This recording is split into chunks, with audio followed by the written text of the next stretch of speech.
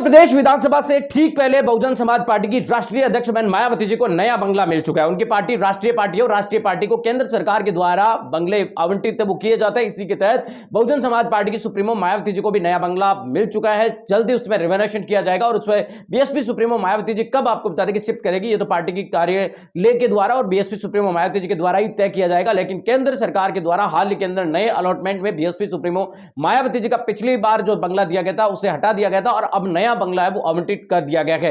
यह बड़ी जानकारी हम आपको बता रहे हैं इस वक्त की उत्तर प्रदेश है, जहां पर 2027 से पहले बीएसपी सुप्रीमो मायावती जी के पार्टी कार्यालय का यहां पर एक तरीके से स्थान बदलने की नजर निकल कर आ रही है। हाउसिंग एंड अर्बन मिनिस्ट्री के विभाग से मिली जानकारी के मुताबिक बंगले का रेनोवेशन शुरू कर दिया गया है। मई खत्म होने से पहले बंगले की मरम्मत पूरी तरीके से आदेश है।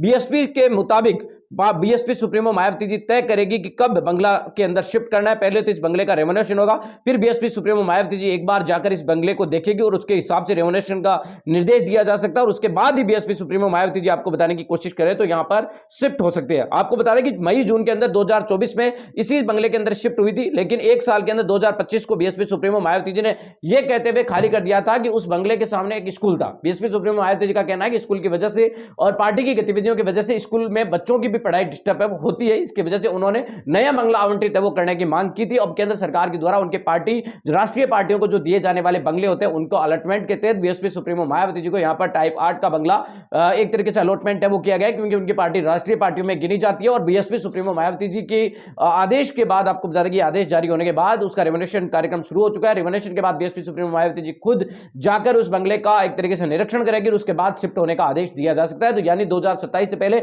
बीएसपी का केंद्रीय कार्यालय जो पार्टी की तरफ से केंद्र सरकार के द्वारा अलॉटमेंट होता है उसका स्थान बदल